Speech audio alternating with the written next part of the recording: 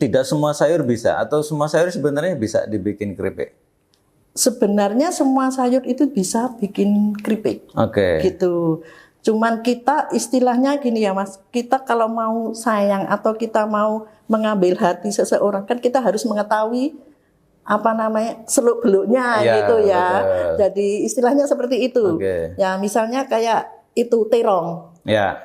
Terong itu kan juga kadar airnya tinggi ya. Ya. Itu kadang orang bisa bikin, begitu bikin dia crispy. Ya. Tapi nanti setelah itu kayak apa? Ngomong. Lembab gitu loh, kayak tempe gembus seperti oke. itu. Nah, Iya. ini kita harus bisa teksturnya terong itu seperti ini, kita harus oke. mengetahui, terus istilahnya kita mempelajari gimana biar bisa crispy, tidak hanya saat baru digoreng gitu Iya, aja. selamanya crispy. Iya. Berarti memang dipilih-pilih ya sayurannya yang Mbak Esti bikin. Kalau saya sebetulnya nggak dipilih, cuman das manis itu dari bumbu segar semua. Maksudnya bukan bumbu tabur ya. Ya. Nah, kita olah dari bumbu segar semua Oke. dengan gula, tetapi hasilnya dia tidak lengket. Tidak Gitu, lengket. Ma. Ya, tidak lengket. oke. Jadi orang untuk makan itu nyaman gitu loh, garing, crunchy, dan crispy gitu. Kalau dulu kan balungku itu tebel-tebel, keras, lengket. keras, Nah, itu nah ini kita buat menjadi seperti ini. Berarti segala usia bisa nih makan balungku, Bu. Iya, bisa sekali. 1 tahun cucu saya aja doyan sekali. Di mood dikunyah itu ya. Oke. Rahasianya apa, Mbak Esti? Pertama untuk memulai usaha itu gimana sih? Dan yang paling ini bisa bertahan sampai sekarang bahkan terus membesar.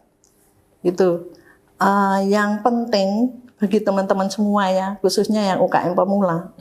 Kalau mau berusaha itu jangan pantang menyerah. Oke. Itu kita harus rajin istilahnya belajar trial seperti itu. Jadi gagal sekali, jadikan itu pelajaran. Jangan gagal sekali 2 kali itu Mutung. terus mutung. Itu enggak ini lagi. Karena ini kita Mas terus terang, kita untuk menemukan formula dan cara produksi yang istilahnya gagal itu tipis sekali, itu tidak dalam waktu singkat. Itu hampir 8 bulan gitu, kayak mesti seperti paru daun singkong gitu.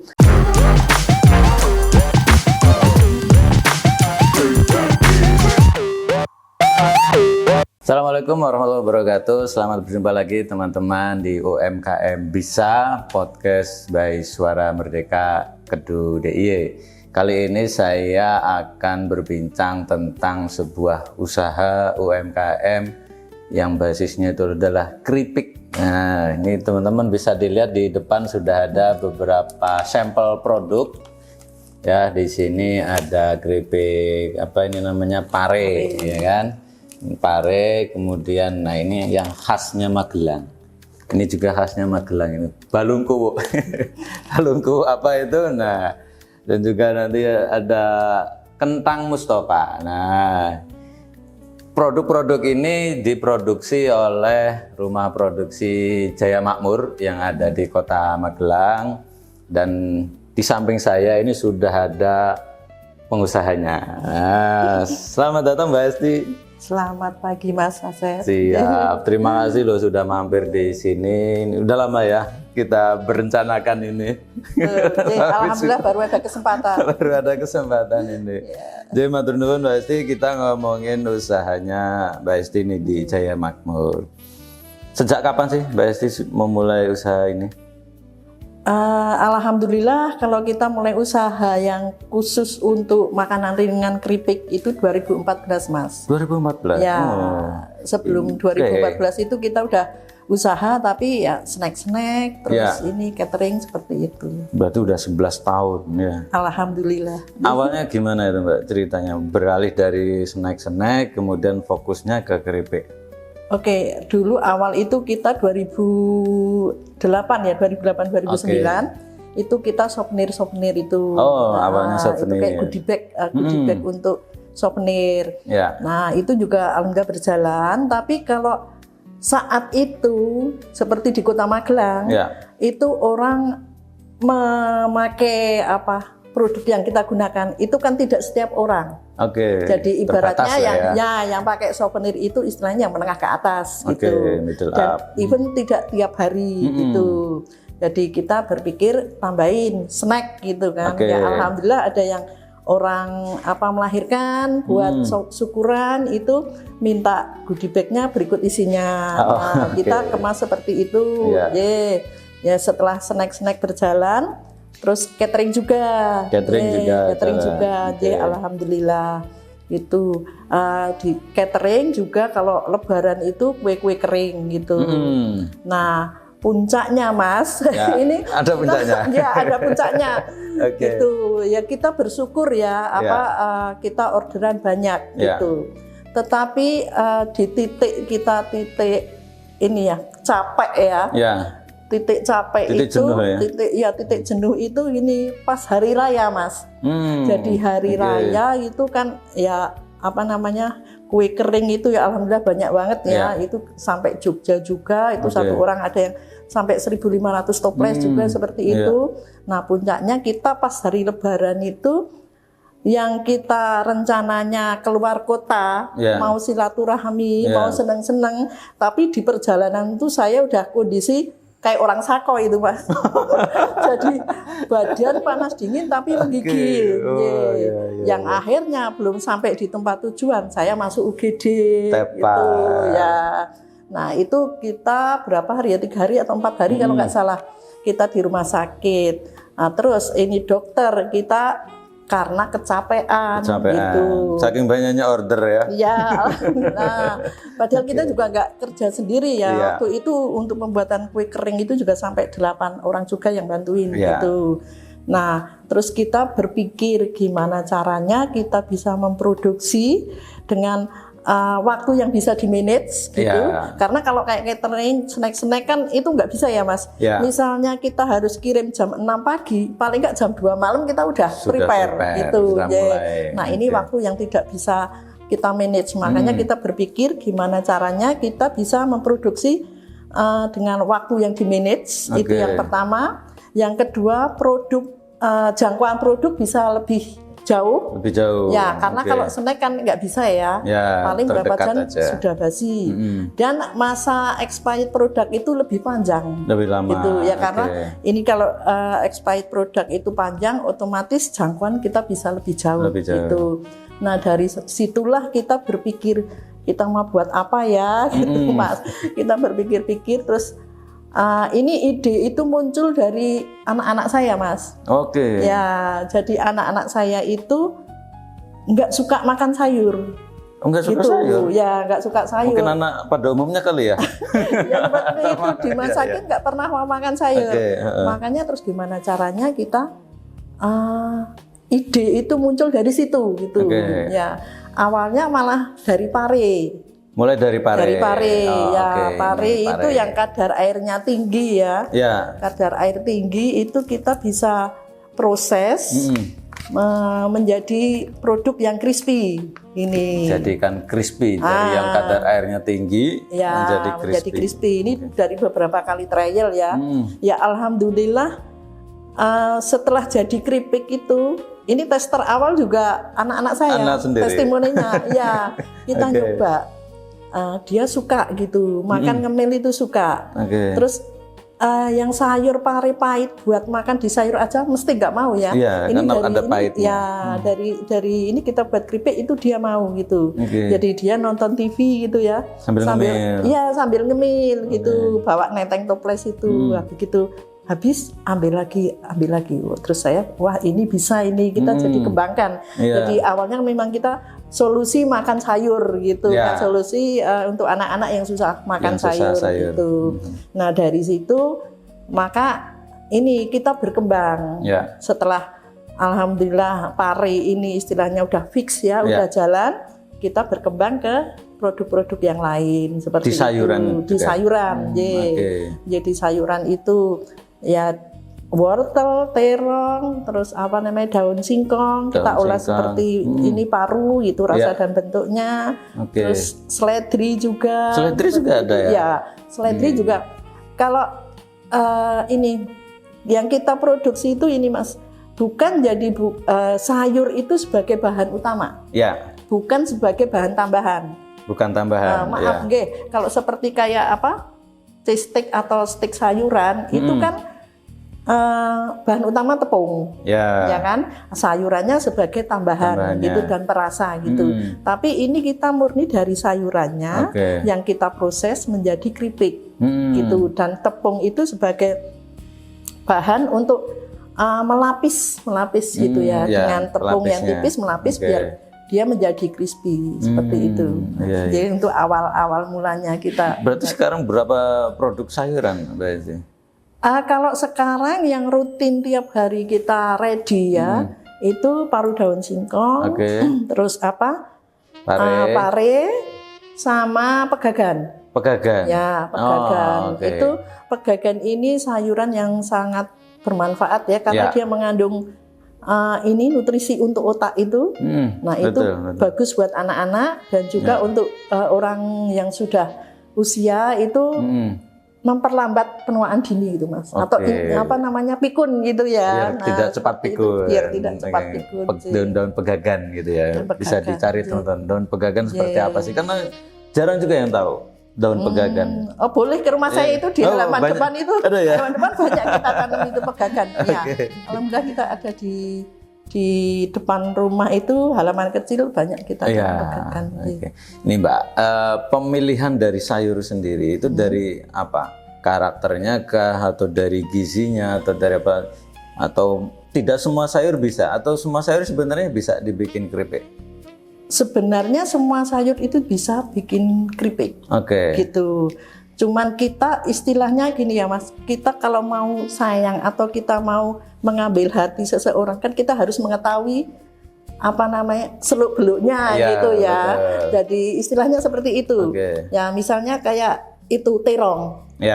Terong itu kan juga kadar airnya tinggi ya. Itu kadang orang bisa begitu bikin dia crispy. Tapi nanti setelah itu kayak apa? Lembab gitu loh, kayak tempe gembus seperti itu. Nah, ini kita harus bisa teksturnya terong itu seperti ini, kita harus mengetahui, terus istilahnya kita mempelajari gimana biar bisa crispy, tidak hanya saat baru digoreng gitu aja. Selamanya crispy. Berarti memang dipilih-pilih ya sayurannya yang Mbak Esti bikin. Kalau saya sebetulnya nggak dipilih, cuman ini ya kita mencoba untuk membuat beda dari yang lain gitu Mas. Ya sayuran yang sehari-hari kita pakai, yang jarang orang memproduksi itu untuk menjadi camilan gitu. Dan ini produknya Mbak Esti ini sudah kemana aja nih Mbak? Alhamdulillah itu dari awal kita produksi ya, yang seperti paru daun singkong ini Cimory Group itu sudah semua Mas. Itu dari awal produksi sampai sekarang itu Cimory yang di Cepogo, terus di mana tuh Ungaran, ya di Jawa Barat, Jawa Timur itu ambil tempat saya semua itu rutin. Udah rutin. Terus di Lampung, Jakarta ada, Malang, Surabaya ada juga, Jogja. Luar biasa teman-teman. Sampai hampir seluruh Jawa lah ya. Sampai luar Jawa juga ada ya. Lampung itu ya. Lampung. Ya kalau Lampung itu kita pakai jasa bis malam itu, bis malam itu kita ini di sini, nanti di sana langsung diambil di agen seperti itu. Berarti sekarang sudah fokus ke keripik ya Mbak ya?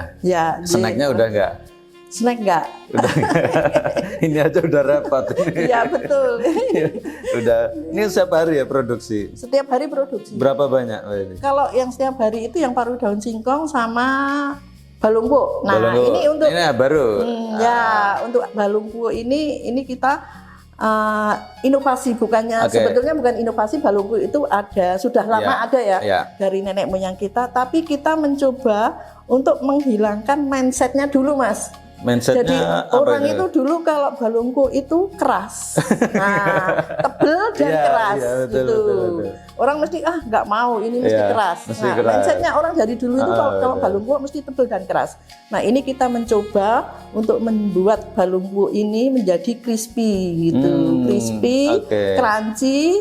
Dan untuk yang pedas manis ini kita buat bumbunya Ya. dari bumbu ini, yang depan itu. Oh, ini. Ya, oke, ini pedas manis, ini gurih. Ya, itu gurih. Pedas manis itu dari bumbu segar semua. Maksudnya bukan bumbu tabur ya. Ya. Nah, kita olah dari bumbu segar semua dengan gula, tetapi hasilnya dia tidak lengket. Tidak lengket? Gitu, Ma. Ya, tidak lengket. Jadi orang untuk makan itu nyaman gitu loh, garing, crunchy, dan crispy gitu. Kalau dulu kan balungku itu tebel-tebel, keras, lengket. Nah, itu Nah, ini kita buat menjadi seperti ini. Berarti segala usia bisa nih makan balungku, Bu? Iya, bisa sekali. 1 tahun cucu saya aja doyan sekali. Dikunyah apa di mood gitu dikunyah itu ya. Rahasianya apa berarti? Supaya crispy itu enggak keras itu. Nah, ya itu saya sampaikan tadi, kita harus mengenal betul produk dari itu, bahan ya. itu gitu. Dari apa? Singkong pilihan atau gimana? Singkong pilihan juga. Oke. Karena ada singkong yang kadar airnya tinggi. Iya. Itu kalau dibuat seperti ini, dia apa namanya? Ini ya, kayak beling gitu loh. Gitu. Ya, ya, berarti juga singkongnya pilihan. Pilihan. Tapi di Magelang ada ya? Ada banyak. Yang pasti yang besar-besar. Oh, yang gede-gede. Iya, yang apa diameternya itu besar. Karena kalau kecil itu apa namanya? Ini karena ini kita motongnya manual, Mas. Masih ini nggak bisa kalau balungkuk saya itu nggak bisa pakai mesin. Karena gini, kita motong itu dari ini bulat gitu ya, dari luar ke dalam. Jadi semua dari luar ke dalam. Tapi kalau pakai mesin, kita juga ada mesin pemotong. Tapi kan dari ujung sini ke ujung sana, gitu kan. Nah, ini kan di slice gitu dari ujung ke ujung. Ini hasilnya beda. Nanti dia akan seperti yang singkong presto itu. Beda nggak sama dengan ini. Berarti ini bedanya Mbak Esti ya. Manual, pakai tangan, itu juga jadi crispy, ya kan? Nanti boleh dicoba ya Mbak ya? Boleh, monggo. Tapi enak. Kemarin saya sudah nyoba di podcast kita kemarin ya, sempat kita juga disupport by Jaya Makmur, itu enak banget balungkunya yang di depan. Terus juga ada Mustafa ya Mbak? Ya, ada. Ini kentang Mustafa. Ini juga pengembangan dari usahanya Mbak Esti, selain dari keripik sayur juga dari kentang. Ya. Nah, ini juga sayur apa buat Mbak? Ya? Kentang. Sayur ya. Nah, ini juga mungkin yang membedakan kentang Mustafa kita dengan yang mungkin produk lain. Itu kebanyakan kalau kentang Mustafa itu bumbu tabur ya. Bumbu tabur seperti itu. Kalau enggak ya kayak bumbu balado itu. Tapi mereka basah ya kan. Nah, ini punya kita buat crunchy gitu. Berarti setiap hari itu berapa produksi Mbak? Berapa banyak sih? Berapa kilo atau berapa apa ukurannya? Kalau singkong ini yang balungku itu sehari bisa 20 kilo. 20 kilo singkong ya. Kalau yang paru singkong ini ya rutin rata-rata untuk apa namanya 20 kilo juga 20 kilo. 15 sampai 20 kilo jadi. Jadi jadi berapa bungkus atau berapa bal?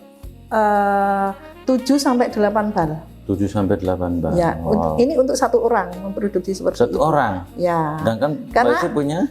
Sekarang gini, alhamdulillah karena kita sudah berjalan waktu sekian lama ya Mas. Jadi kita untuk karyawan juga udah bisa di-manage Mas.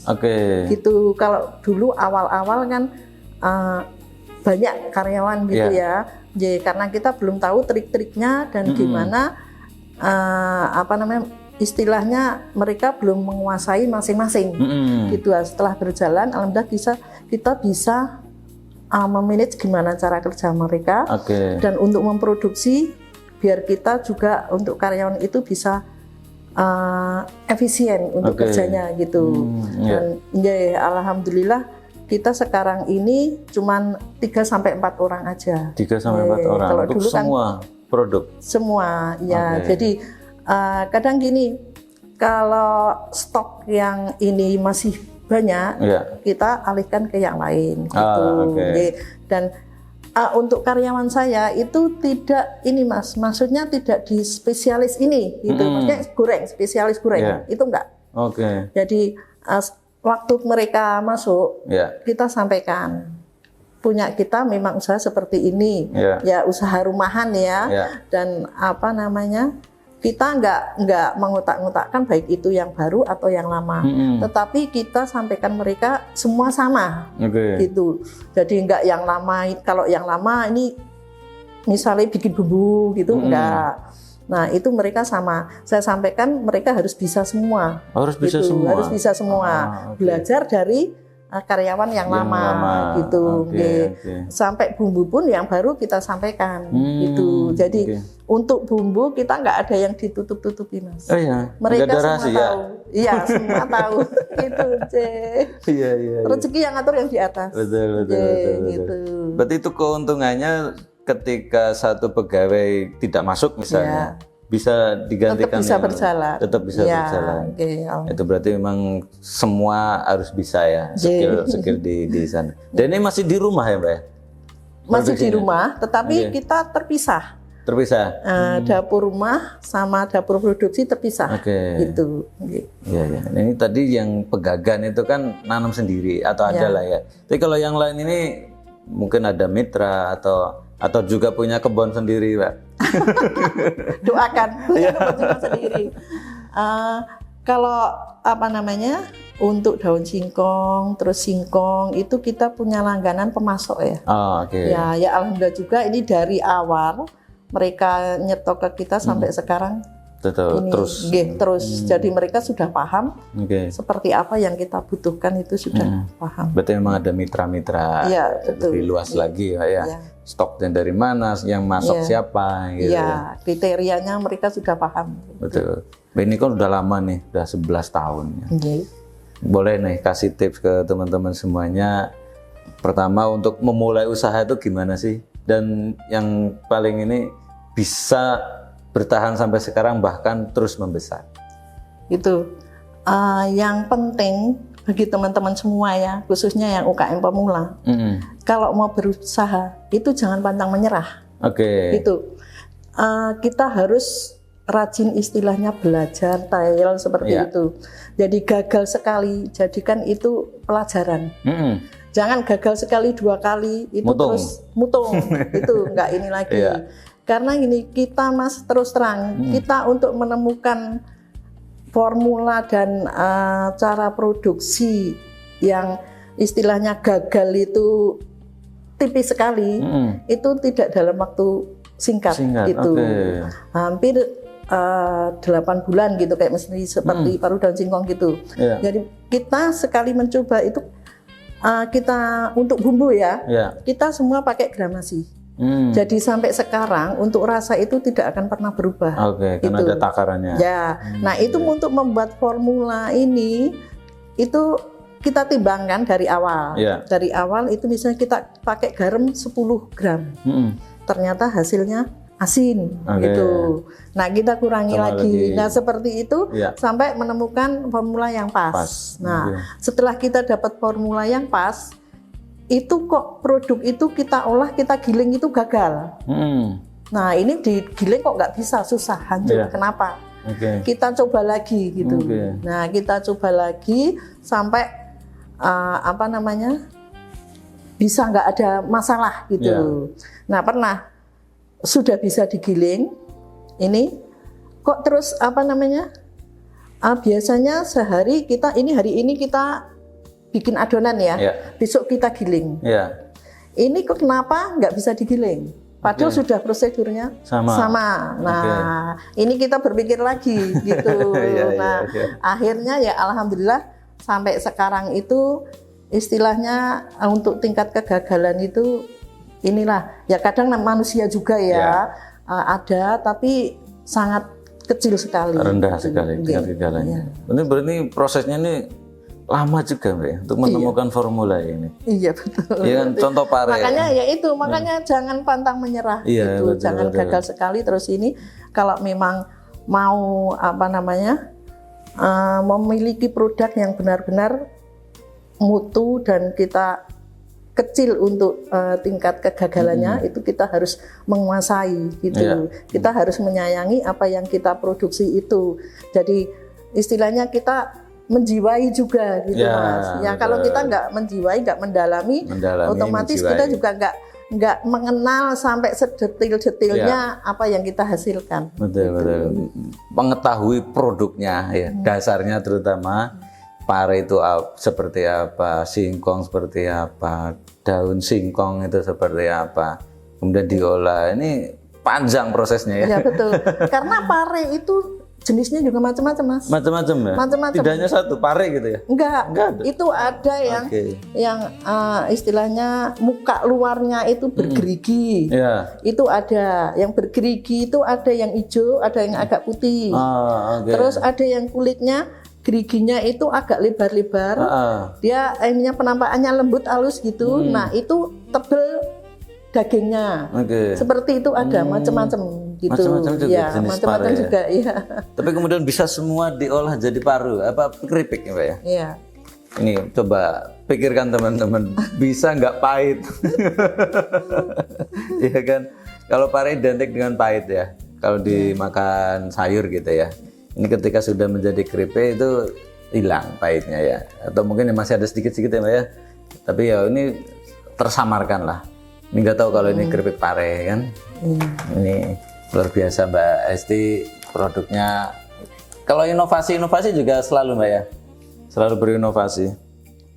Gini Mas, kita apalagi di Kota Magelang ini ya, Magelang itu terkenal untuk produk makanan kecil itu yang bervariatif dan banyak sekali.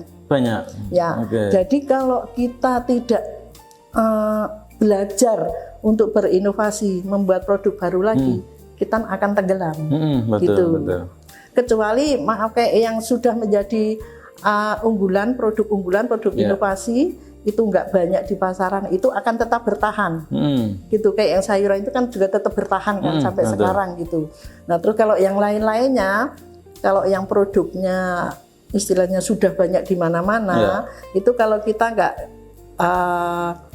membuat inovasi baru, itu kita akan tenggelam. Akan tenggelam. Sekarang misalnya contoh kayak cheese steak gitu ya. Cheese steak kalau cheese steak dari tepung biasa gitu kan bosen ya. Nah kita inovasi ditambahin sayuran apa gitu, varian rasanya. Jadi kalau misalnya kita untuk teman-teman ya, mungkin kita misalnya pusing mau menciptakan produk apa. Sekarang kan istilahnya ATM ya, amati, tiru, modifikasi.